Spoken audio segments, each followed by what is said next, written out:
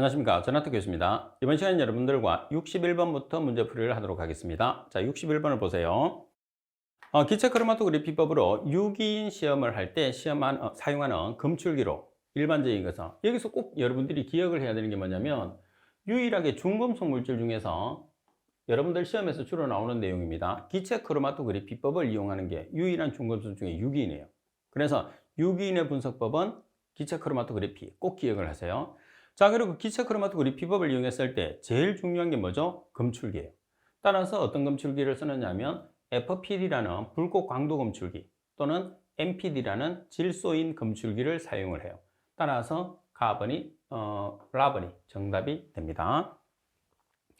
자, 그리고 62번 문제를 보시게 되면 엄이온 계면 활성제를 자외선 가시선 분광법으로 측정했을 때 사용되는 시약은 우리가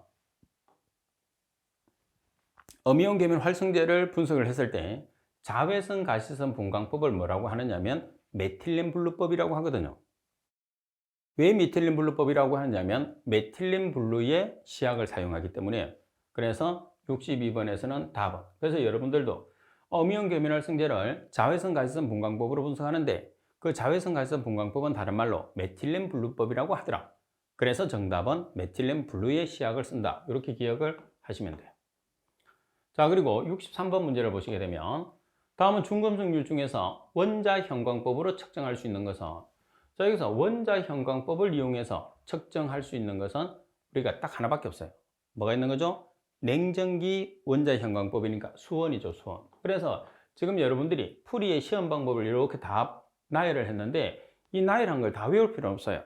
우리가 문제마다 특징적인 내용이 있기 때문에 그 특징적인 내용만 기억을 해서 문제를 맞춰주시면 됩니다.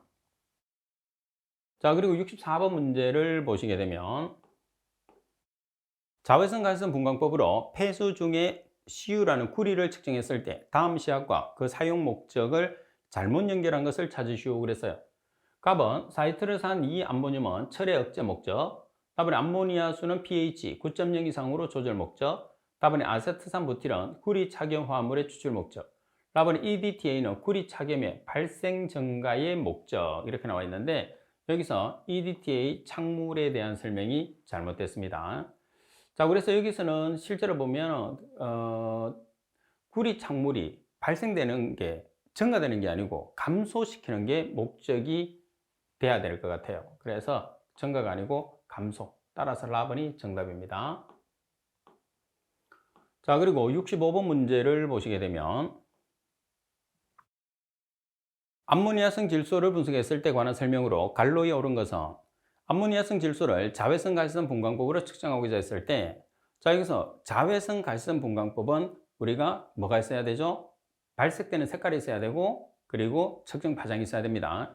따라서 측정 파장과 이온 점검법으로 측정하고자 했을 때 암모늄 이온을 암모니아로 변화시켰을 때 시료의 적정 pH 범위로 바른 것을 찾으시오 그랬어요. 그러면 여기서 여러분들이 가장 중요한 것 중에 하나가 말씀드린 것처럼 자외선 가시선 분광법을 이용을 했을 때 일단은 발색되는 색깔은 청색, 그리고 측정하는 파장은 630나노미터에서 측정하게 됩니다.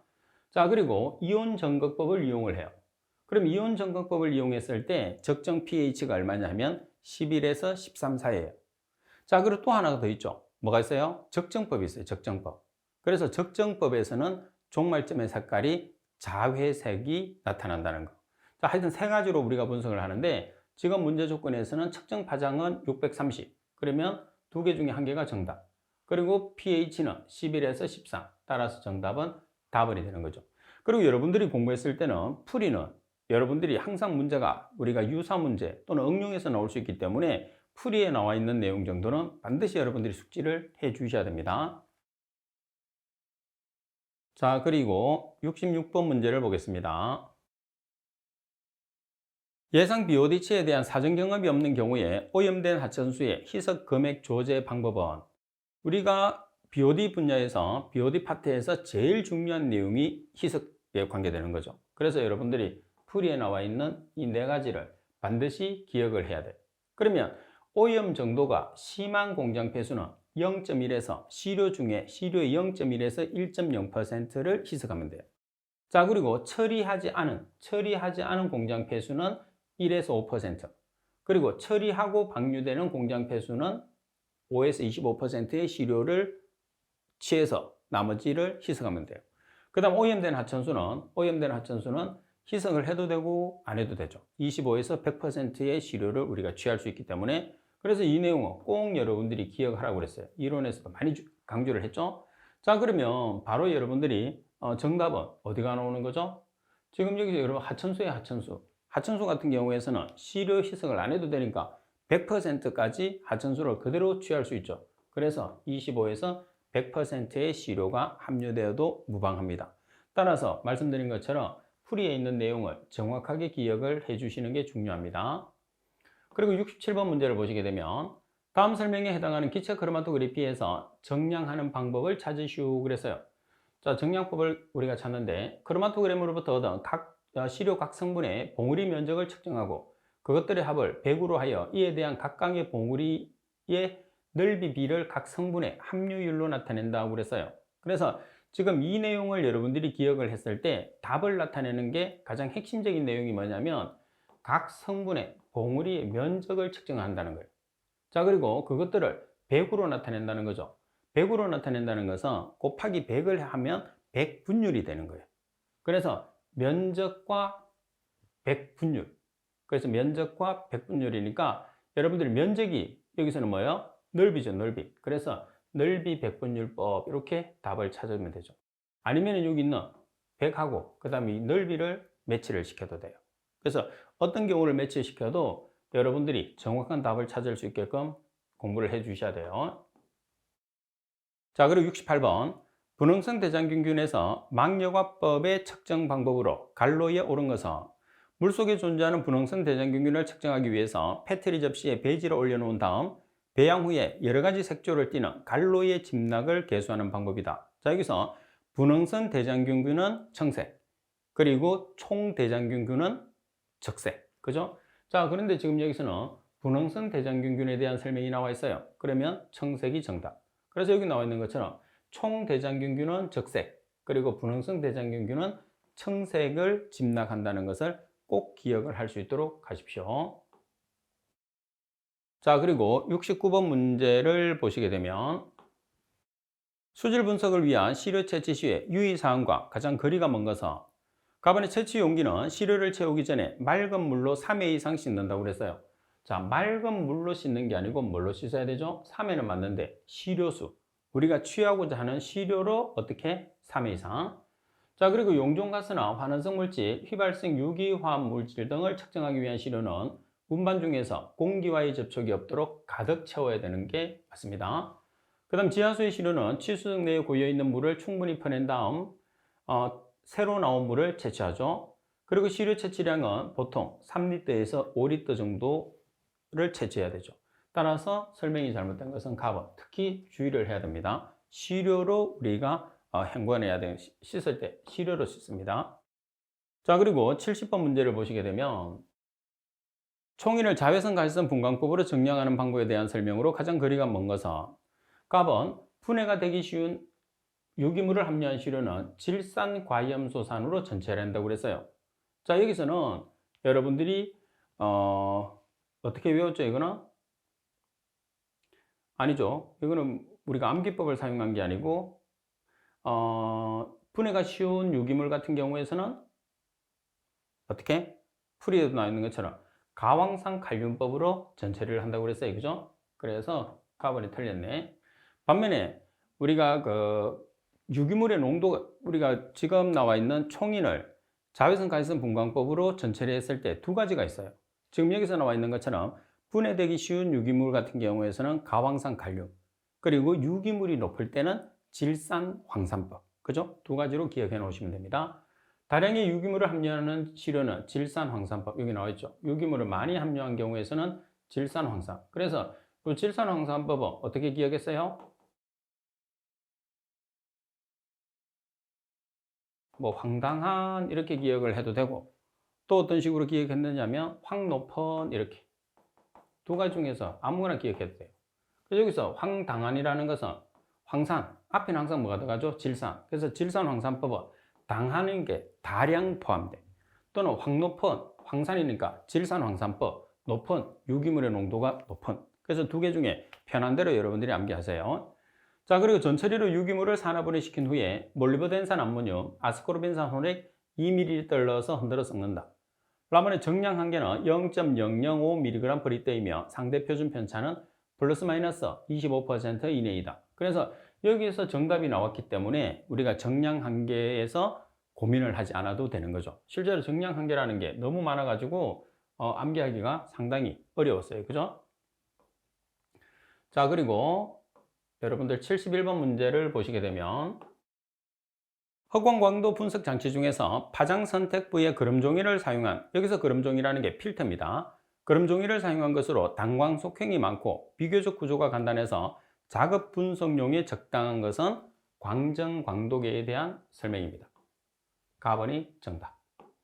자, 그리고 72번 문제를 보시게 되면 식물성 플랑크톤 측정에 관한 설명으로 틀린 것은, 식물성 플랑크톤이 여러분들 조류입니다. 조류. 상당히 시험에 잘 나오죠. 자, 가번 육안으로 녹색이나 갈색으로 보일 경우에 정제수로 적절한 농도로 희석합니다. 육안으로 녹색이나 갈색으로 보이면 희석하고, 그리고 물속에 식물성 플랑크톤을 평판집락법을 이용해서 분석을 해요. 자, 평판집락법은 우리가 대장균에 관계되는 분석법이고, 식물성 플랑크톤 같은 경우에서는 뭐를 이용을 하는 거죠? 현미경을 이용하죠. 그래서 현미경 계수법을 이용합니다. 다음에 식물성 플랑크톤은 운동력이 없거나 극히 적은 수체 유동에 따라서 수체 내에서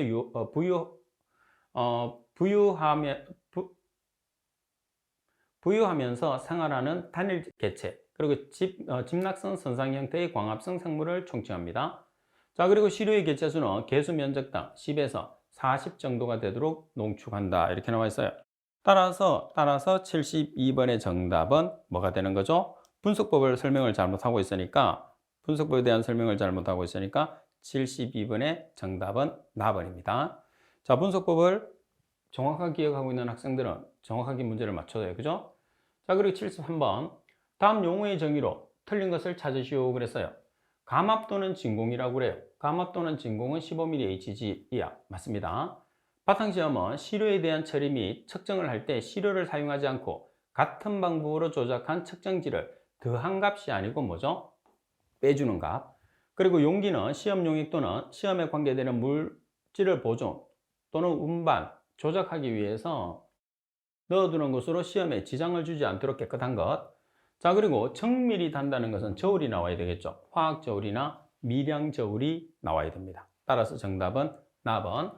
그래서 바탕시험을 해서 보정을 한다고 우리가 표현을 하게 되면 일단은 시료가 포함되지 않아야 되고, 그리고 빼준다는 게 가장 핵심입니다.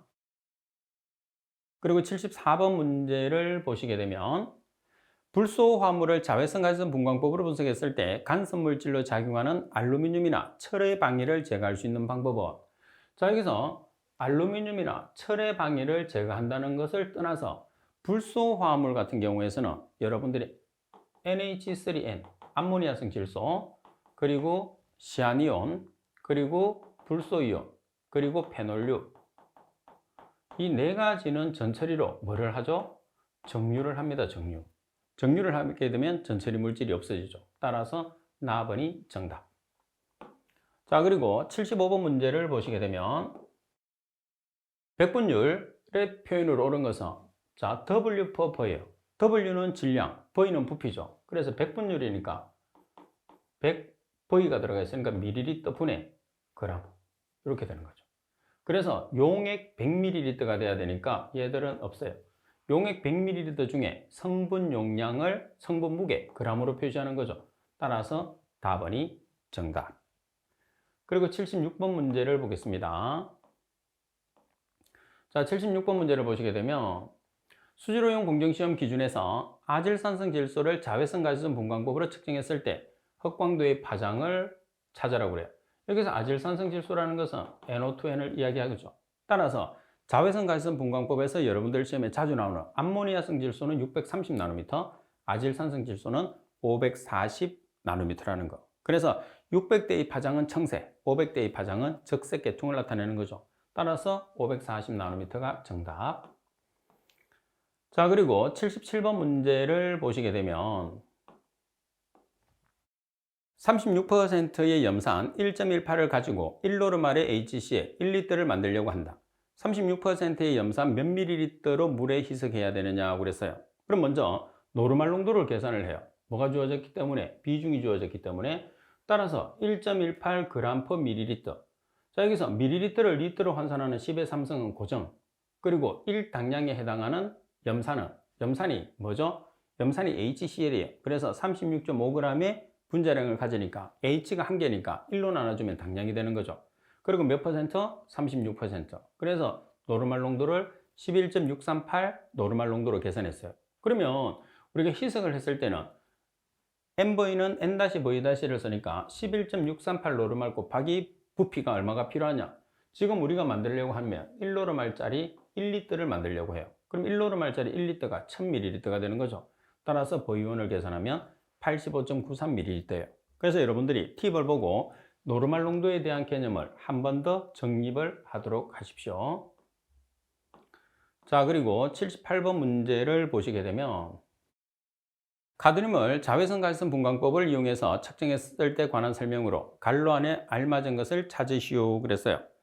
자, 그러면 갈로에 들어가는 말을 여러분들이 찾아보면은 먼저 내용에 물속에 존재하는 가드뮴 이온을 시아나칼륨이 존재하는, 자, 여기서 시아나칼륨이 문제에서 중요해요. 존재하는 알카리성에서 DT전과 반응해서 생성되는 가드뮴 차겸을 사이화탄소로 추출하고, 그래서 사이화탄소가 추출 용매가 되는 거죠. 그리고 추출한 가드뮴 차겸을 사이화탄소로 추출하고, 사이화탄소가 추출 용매, 추출한 가드뮴을 기역으로 역추출을 한다고 했어요. 그럼 기역에 들어가는 것은 역추출 용매를 찾는 거죠. 그리고 다시 니온과 시아나칼륨을 넣어서 DT전과 반응해서 생성되는 D것의 가드뮴 차겸을 사이화탄소로 추출하고 그 흑광도를 측정한다고 그랬어요. 그러면 여러분들이 이 문제 조건에서 사이화탄소를 갈로를 비워서 문제 찾는 게 상당히 자주 나올 수 있어요. 자, 그럼 먼저 기역에 들어가는 것은 역추출 용매예요.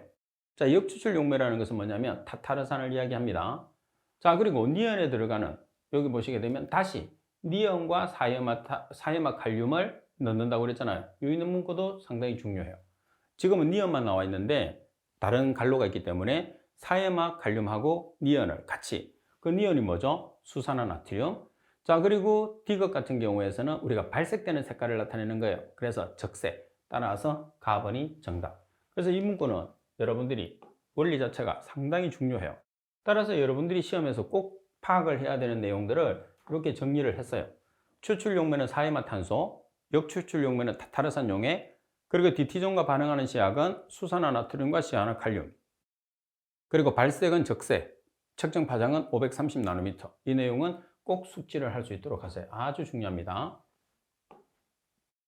공부를 안 하고 내가 높은 점수를 받는다고 생각하면 그건 잘못된 생각입니다. 공부를 충분히 하고 점수가 높게 나와야 되겠죠. 총 유기탄소의 공정시험 기준에 준해서 시험을 수행했을 때 잘못된 것은, 자, 갑은 용존성 유기탄소를 측정하기 위해서 0.45 마이크로미터의 여과지를 사용했다. 그렇죠? 그래서 0.45 마이크로미터 여과지를 통과하게 되면 용존성, 통과하지 못하면 비용존성이라고 표현했죠. 그리고 비정화성 유기탄소를 측정하기 위해서 pH를 4로 조절했다고 그랬어요. 자, 여기서 pH 4로 조절한 게 틀렸죠.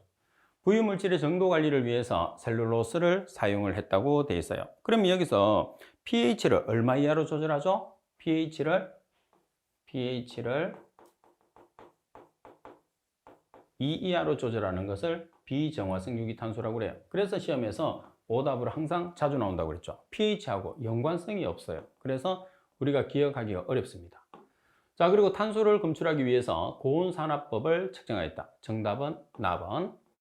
자, 그리고 80번에 보시면 노말액산 추출 물질 정량에 관한 내용으로 가장 거리가 먼 것은, 자, pH를 4 이하의 산성으로 한다. 자, pH 4 이하의 산성으로 하기 위해서 뭐를 주입하죠? 1 플러스 1 염산. 그리고 정량 한계는 0.5mg/L. 그리고 상대 표준 편차는 플러스 마이너스 25% 이내. 상대 표준 편차는 모든 물질에서 동일하죠. 그리고 시료 용기는 노말액산 20ml 식으로 해서 1회 씻는다가 아니고 2회를 씻어줘야 되겠죠. 자, 정답은 라번. 여기서도 여러분들이 총 노말핵산 추출 물질의 분석 방법, 그리고 시험에 자주 나오는 내용이니까 잘 기억하세요. 시료 같은 경우에서는 5에서 20mg 정도, 그리고 사용하는 지시약은 메틸오렌지 용액을 지시약으로 사용하고, 그때 적정 용액으로 염산 1+1. 어디까지 적정하느냐? pH 4 이하가 될 때. pH 4 이하가 된다는 것은 황색에서 적색이 되는 점을 이야기를 한다, 이렇게 얘기했죠. 자, 그리고 81번입니다. 총량관리 단위 유역의 수질 측정 방법 중에서 목표 수질 지점별 연간 측정 횟수는 얼마죠? 연간 측정 횟수는 30회 이상. 답은이 정답. 이런 내용들은 암기를 해 주셔야 됩니다. 자, 그리고 82번 문제를 보시게 되면 환경부 장관이 물환경을 보존할 필요가 있다고 지정고시하고 물환경을 정기적으로 조사, 측정 및 분석해야 되는 호소의 기준으로 틀린 것은, 그러면 환경부 장관이 있으면 당연히 뭐가 있어요? 시도지사가 있을 거예요. 그럼 이 내용 중에서 시도지사가 들어가 있는 게 하나를 찾아내면 되는 거죠. 갑은 1일 30만 톤 이상의 원수를 치수하는 호소, 그리고 만수일 때 면적이 30만 제곱미터 이상인 호소, 그리고 수질오염이 심해서 특별한 관리가 필요하다고 인정되는 호소, 동식물의 서식지, 도래지거나 생물 다양성이 풍부해서 특별히 보존할 필요가 있다고 인정되는 호소. 그래서 환경부 장관에 관계되는 것은 호소의 사이즈는 1일 30만 톤 이상. 그래서 나번이 정답이고, 나번은 시도지사에 해당하는 건데 숫자가 틀렸어요. 그죠? 그래서 만수일 때 50만 제곱미터 이상인 호소는 어디에 해당하느냐면 시도지사에 해당하는 거죠. 특히 나번에 시도지사에 해당하는 것도 하나의 문제로서 자주 출제되기 때문에 정확하게 여러분들이 학습을 해야 됩니다. 자, 그리고 83번 문제를 한번 보도록 할게요. 환경부 장관 또는 시도지사가 측정망을 설치하거나 변경하려는 경우에 측정망 설치 계획에 포함되어야 되는 사항으로 틀린 것을 찾으시오 그랬어요. 다음에 측정망 운영 방법, 다음에 측정 자료의 확인 방법, 다음에 측정망 배치도, 다음에 측정망 설치 시기라고 그랬어요. 그러면 여기서 측정망의 운영 방법은 없어요. 그죠? 그래서 답은이 정답이고, 지금 여기서 어떤 내용이 포함되어야 되느냐면 측정망의 설치 시기, 측정망의 배치도, 측정망을 설치할 토지나 건축물의 위치나 면적, 그리고 측정망의 운영기관, 확인 방법이 필요하다는 거죠. 그래서 한 번 더 여러분들이 꼭 정리를 할 수 있도록 하십시오. 자, 그리고 상당히 또 시험에 자주 나오는 내용이 84번이에요. 그죠? 자, 어패류의 섭취 및 물놀이 등의 행위를 제한할 수 있는 권고 기준으로 적합한 것을 찾으시오 그랬어요. 그럼 여기서 어패류 같은 경우에서는 어패류의 섭취는 총수원을 기준으로 하고, 물놀이 같은 경우에서는 대장균을 기준으로 하죠. 그러면 총수원 같은 경우에서는 어류 1kg당 수원의 총량이 얼마가 되는 거죠? 0.3mg. 그 다음에 대장균 같은 경우에서는 시료 100ml 중에 대장균의 개체수가 얼마? 500개체수. 그죠? 그러니까 0.3mg/kg은 수원, 그리고 500개체수는 우리가 대장균에 해당하는 거니까 정답은 답은이죠. 그래서 풀이에 있는 권고 기준 꼭 기억을 해야 돼. 자, 풀이를 상세하게 만들어 놓은 이유는 여러분들이 그 풀이를 보고 정확하게 숙지를 하라고 풀이를 상세히 만들어 놓은 거예요. 자, 그리고 85번 방류수 수질 기준 초과율이 70% 이상 80% 미만일 때, 자, 70% 이상 80% 미만일 때 뭐를 계산하죠? 부가계수. 그럼 부가계수가 얼마죠? 2.4가 정답. 그러니까 이 내용 자체도 여러분들이 정확하게 기억을 해 주셔야 되는데, 각 단계마다 얼마씩 증가하느냐 하면 10%씩 증가를 해요. 자, 그 다음에 여기서 각 단계마다 얼마씩 증가하느냐? 0.1씩 증가하죠. 부가계수는 0.1씩 증가하고 총화율은 10%씩 증가하게 되죠. 자, 그리고 86번 문제를 보도록 하겠습니다. 소건역의 물환경 관리 계획에 관한 내용으로 갈로에 알맞은 것은, 소건역 계획 수립 대상 지역이 같은 시도의 관할 구역 내에 2 이상의 시군구에 걸쳐 있는 경우에 갈로가 수립할 수 있다고 그랬어요. 자, 여기서 갈로라는 것은 뭐가 되는 거죠? 환경부 장관이나 시도지사가 되는 거죠. 따라서 답은이 정답이 되는 거죠. 그래서 문제 조건에서 소건역에 관계되는 내용이 풀이에 나와 있습니다. 자, 그리고 87번도 상당히 자주 나오는 거죠. 비점오염원 저감시설 중에서 장치형 시설에 해당하느냐, 자연형 시설에 해당하느냐. 그래서 여러분들이 장치형 시설과 자연형 시설 꼭 구별을 해야 돼요. 자, 답은 침투형 시설, 나번에 저류형 시설, 답은 인공섭지형 시설, 그리고 생물화학적 처리 시설. 그래서 여기서 장치형에 해당하는 것은 생물화학적 처리 시설이 되니까 생물학적 처리형 시설이 되니까 라번이 정답이죠. 자, 먼저 자연형은 저류시설, 인공섭지, 침투시설, 그리고 식생형 시설은 자연형 시설, 그리고 장치는 여과형, 소용돌이형, 스크린형, 응집침전형, 생물학적 처리형 시설. 그래서 두 가지 꼭 비교하세요. 비점 오염을 해서 시험에서 출제될 수 있는 1순위의 문제라고 보시면 됩니다. 자, 그리고 88번 문제를 보시게 되면 물환경보존법에 따라서 유역환경청장이 수립하는 대권역 물환경관리계획의 수립 주기와 협의 주체로 맡는 것은, 자, 지금 대권역 권역별에서 대권역 물환경관리계획입니다. 자, 우리가 장기 계획을 세우기 때문에 몇 년마다 세우는 거죠? 10년마다. 10년마다. 자, 그리고 우리가 협의를 하는 것은 뭐죠? 누구와 협의를 하는 거죠? 자, 협의를 하는 것은 시나 도지사, 그리고 관계수객관리위원회가 되어 있어요. 그래서 여기 보시게 되면 관계수객관리위원회와 협의를 해서 10년 주기로. 그러니까 정답은 나번이 정답이 되는 거예요. 자, 그리고 89번 문제를 보시게 되면 1일 기준 초과 배출량 및 1일 유량 산정 방법에 관한 설명을 옳지 않은 것은, 자, 답은 특정 수질 유해 물질이 배출되고 있어요. 자, 여기서 1일 오염 물질의 배출량은 소수점 이하 몇 제자리까지냐면 넷째. 특정 수질 유해 물질은 넷째. 배출 농도의 단위는 리터당 밀리그램. 자, 배출 농도는 리터당 밀리그램. 답은 1일 조업 시간은 측정하기 전 최고 조업한 30일간의 배출 시간의 조업 시간 평균치로서 시간으로 표시한다 되어 있어요. 시간으로 표시하는 게 아니고 뭘로 표시하죠? 분으로 표시합니다. 상당히 여러분들이 헷갈리기 쉬운 내용이에요. 그 다음 1일 유량 산정을 위한 측정 유량의 단위는 분당, 리터로 한다. 따라서 정답은 답은이 정답. 잘 기억해야 됩니다. 헷갈리게 돼 있는 것만 여러분들 시험에서 출제를 하게 됩니다. 자, 그리고 청정지역에서 1일 배수량이 2000m의 삼성 미만으로 배출되는 배출시설에 적용되는 총 유기탄소량의 기준은 얼마인가 이렇게 나와 있어요. 자, 그럼 먼저 우리가 내용을 보기 전에 지금 미만인 경우에 총 유기탄소니까 두 개의 표를 보면서 암기법을 한번 나타내 보겠습니다. 지금 여러분들 우리가 먼저 2000세제곱미터 이상인 경우와 이하인 경우 두 가지가 있어요. 그러면 지금 생물화학적 산소 요구량은 BOD라고 하고, 그리고 부유물질은 SS, 두 개의 기준치가 똑같아요. 이렇게 이런 식으로, 그죠? 그래서 여러분들이 기억을 할 때 어떻게 기억을 하느냐 하면, 자, BD는 앞에 숫자를 3, 6, 8, 3이고 TOC는 2.5, 4, 5, 2.5 이상이다. 이렇게 기억하는 거예요.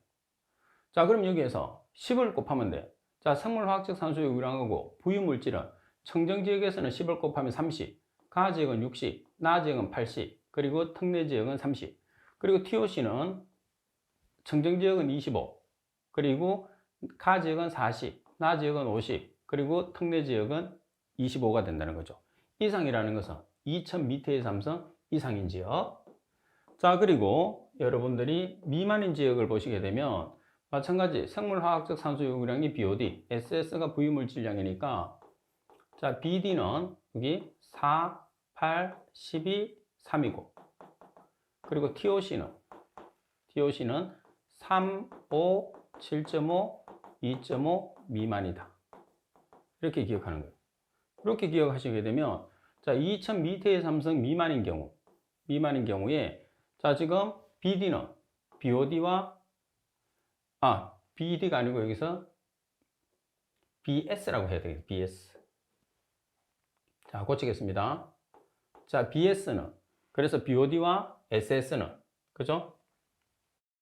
청정지역은 40, 10을 곱하면, 가지역은 80, 나지역은 120, 특례지역은 30, 그리고 TOC는 30, 50, 75, 25, 2000m의 삼성 미만. 이렇게 여러분들이 기억을 하시면 답을 아주 쉽게 나타낼 수 있어요. 자, 여기서도 여러분 BD가 아니고 BS, 여기서 B는 BOD, S는 SS, 이렇게 하면 여러분들이 답을 쉽게 찾아낼 수가 있어요. 그리고 정확하게 기억을 하는 것도 중요한 내용이죠. 시험에서 중요합니다. 자, 그 다음에 91번 문제를 보도록 할게요. 자, 91번 문제를 보시게 되면 폐수 무방류 배출 시설의 세부 설치 기준으로 옳은 것을 찾으시오 그랬어요. 자, 배출 시설에서 분리, 집수 시설로 유입하는 폐수의 관로는 유관으로 관출할 수 있도록 설치되어야 됩니다. 폐수 무방류 배출 시설에서 발생되는 폐수를 폐수 처리장으로 유입, 재처리할 수 있도록 세정식, 응축식 대기오염 방지 기술을 설치해야 합니다. 폐수는 고정된 관로를 통해서 자, 수송, 처리, 저장되어야 합니다. 다음에 배출시설의 처리 공정도 및 폐수 배관도는 폐수 처리장 내 사무실에 비치해야 하고 내부 직원만 열람할 수 있도록 해야 된다고 그랬어요. 자, 여기서 사무실에 비치해서 내부 직원만 열람할 수 있도록 하면 안 돼요. 그죠? 배출시설의 설치 장소와 폐수 처리장에 부착을 해서 누구나 열람할 수 있게끔 만들어줘야 됩니다. 따라서 정답은 라번. 자, 그리고 92번 문제를 보시게 되면 자, 폐수의 원래 상태로 처리가 어려워 희석하여야만 수질오염 물질의 처리가 가능하다고 인정받을 때 첨부해야 되는 자료로 틀린 것을 찾으시오 그랬어요. 그럼 먼저 처리 희석의 불가피성 맞습니다. 그 다음에 희석 배율과 희석량, 그리고 처리하려는 폐수의 농도 및 특성, 그리고 희석 방법. 희석을 어떻게 하느냐는 중요한 게 아니죠. 그 중요한 게 아니고 요 세 가지가 중요하다 이렇게 보시면 돼요. 라번이 정답. 자, 그리고 93번 문제를 보겠습니다. 물환경 보존법상 수명관리자에 관한 수정의로 옳은 것을 찾으시오 그랬어요. 자, 기억법에 따라서 그랬어요. 기억법이라는 것은 다른 법령이 돼야 되겠죠. 그래서 가나는 빠집니다. 자, 다른 법령에 따라 호수를 관리하는 자를 말한다. 이 경우에 동일한 호수를 관리하는 자가 둘 이상의 경우에서는 하천법에 따른 하천관리청의 자가 아니고 뭐예요? 하천법에 따른 하천관리청 외의 자가 해야 되는 거죠. 하천관리청에 소속되어 있는 사람이 하게 되면 정확하게 관리를 할 수가 없어요. 그래서 다른 법령 외의 자 두 가지를 꼭 기억을 해야 돼. 다른 외. 라번이 정답. 자, 그리고 94번을 보겠습니다. 초과 부가금 산정 시 1kg당 부가금액이 가장 높은 수질오염 물질은 정말 중요하다고 그랬어요. 이론할 때. 그래서 이론에서 반드시 숙지하세요. 카드뮴 및 그화합물, 카드뮴 50만 원입니다. 나번에 수원 및 그화합물, 수원이 제일 크죠. 125만 원. 그리고 납비 그화합물 15만 원, 테트라클로레틸렌 30만 원. 그래서 가장 높은 금액이 나왔는데 수원이 나왔기 때문에 그나마 94번은 상당히 문제가 쉬운 거예요. 자, 그리고 95번 문제를 보시게 되면 수질환경 기준 중에서 사람의 건강보호를 위한 전수액에서 각 성분별 환경기준으로 알맞은 것은 자, 이 환경기준 여러분들 교재를 보고 한 번 더 정리를 해 놓으셔야 됩니다. 정말 중요해요. 자, 비소는 0.1이 아니고 비소는 얼마죠? 0.05. 그리고 납은 0.1이 아니고 마찬가지 0.05. 그리고 육각크롬은 0.05mg/L, 어미온 계면 활성제는 0.01이 아니고 0.5가 되는 거죠. 따라서 바르게 설명된 것은 답은. 그래서 여러분들이 정리를 했을 때 반드시 어떤 식으로 정리를 해 주시느냐 하면 자, 0.5, 0.05, 0.005 이 세 가지는 반드시 여러분들이 정리를 해야 돼요. 자, 그리고 또 하나 정리를 해야 되는 것은 뭐냐면 사이화탄소 반드시 정리를 해야 됩니다. 그리고 헥사클로로벤젠. 그래서 사이화탄소하고 헥사클로로벤젠은 소수점 아래에 있는 0의 숫자 차이죠. 사이화탄소 같은 경우에서는 지금 그 0이 사이화탄소 같은 게 0이 2개, 소수점 아래 0이 2개. 그 다음에 헥사클로로벤젠 같은 경우에서는 소수점 이하 0이 4개거든요. 마지막 숫자는 4고. 그래서 꼭 정리를 할 수 있도록 하십시오. 그래야 여러분들 시험에서 출제됐을 때 확실하게 답을 맞출 수 있는 거예요. 자, 그리고 96번. 공공수역의 수질 보존을 위해서 환경부령으로 정하는 휴경 등 권고 대상 농경지의 해발 고도와 경사도. 자, 이 문제도 상당히 잘 나오죠. 해발 고도는 400m입니다. 400, 400. 경사도는 15%예요. 그래서 가번이 정답. 꼭 암기하세요. 해발 고도는 400m, 경사도는 15%. 자, 그리고 97번. 조업 정지 명령에 대신해서 과징금을 징수할 수 있는 시설과 가장 거리가 먼 것은 과징금으로 징수한다는 것은 공익을 목적으로 하는 사업장입니다. 그죠? 갑을 의료법에 따른 의료기관의 배출시설, 발전소의 발전설비, 도시가스 사업법 규정에 의한 가스 공급시설, 가스 공급시설에 해당하지 않죠. 그 다음에 제조업의 배출시설. 자, 정답은 답번입니다. 자, 내용에 보시게 되면 의료기관의 배출시설, 발전소의 발전설비, 자, 그리고 초중등 교육법, 고등교육법에 의한 학교의 배출시설, 제조업의 배출시설. 이 네 가지는 공익을 목적으로 하는 사업장이기 때문에 조업 정지에 가름해서 과징금으로 대체할 수 있는 사업장입니다. 자, 그리고 98번 문제를 보시게 되면 물환경보존법에서 사용하는 용어의 정의 중에서 호소에 해당하지 않는 것을 찾으시오 그랬어요. 가번의 제방은 사방사업법에 의한 사방시설 포함에 의해 물이 가두어진 곳 그랬어요. 그래서 여기서 포함이냐 제외냐가 상당히 중요하다고 그랬죠. 그래서 이 문제는 잘못됐죠. 제외합니다. 사방시설은 제외. 그리고 댐이나 보, 그리고 둑등을 쌓아서 하천 또는 계곡에 흐르는 물을 가두어 놓는 곳. 다번에 하천에 흐르는 물이 자연적으로 가두어진 곳. 다번에 화산활동 등으로 인해서 함몰된 지역에 물이 가두어진 곳. 그럼 이 문제는 항상 정답이 가번으로 정해져 있다고 보시면 돼요. 포함이냐 제외냐. 제외가 맞는 말입니다. 꼭 구별하세요. 자, 그리고 99번 문제를 보시게 되면 국립환경과학원장, 그리고 유역환경청장, 지방환경청장이 설치할 수 있는 측정망과 가장 거리가 먼 것은, 그럼 여기서는 시도지사가 운영하는 측정망의 종류를 구별하시면 되겠죠. 자, 가번 비점오염원에서 배출되는 비점오염 물질 측정망, 자, 그리고 대규모 오염 물질의 하류 지점 측정망, 그리고 퇴적물 측정망, 도심 하천 유해 물질 측정망. 자, 그러면 99번 같은 경우에서는 정답이 몇 번이 되나요? 라번이 정답이죠. 도심하천이 나오게 되면 시도지사에 관계되는 측정망입니다. 자, 그래서 여러분들이 측정망의 종류를 보시게 되면 국립환경과학원장이나 유역환경청장, 지방환경청장이 설치 운영하는 측정망에 보시게 되면 비점오염 물질 측정망, 총량 관리를 위한 측정망, 하류 지점의 측정망, 그리고 수질오염 경보를 위한 측정망, 그리고 대권역이나 중권역을 관리하기 위한 측정망, 공공수역 유해물질 측정망, 퇴적물, 생물 측정망은 전부 다 국립환경과학원장이나 유역환경청장, 지방환경청장에 해당해요. 반면에 시도지사, 대도시회장, 수명관리자가 설치 운영하는 측정망은 소권역을 관리하는 측정망, 그리고 도심하천 측정망은 시도지사에 해당한다는 것을 꼭 기억을 할 수 있도록 하십시오. 아주 중요한 문제입니다. 시험에서 아주 자주 나와요. 자, 그리고 100번 문제를 보면 골프장의 맹독성, 고독성 농약 사용 여부의 확인에 대한 설명으로 틀린 것을 찾으시오 그랬어요.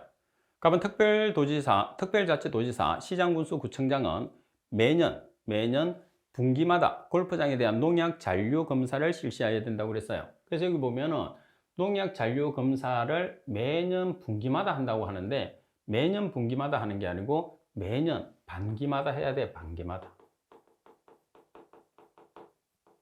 자, 분기는 1분기, 2분기, 3분기, 4분기 4번 있잖아요. 너무 많아. 그래서 2번, 상반기, 하반기. 자, 그리고 농약 사용량 조사 및 농약 잔류량 검사 등에 관해 필요한 사항은 환경부 장관이 고시합니다. 그리고 유출수가 흐르지 않을 경우에 최종 유출수 전단이 집수조 또는 연못 등에서 시료를 채취합니다.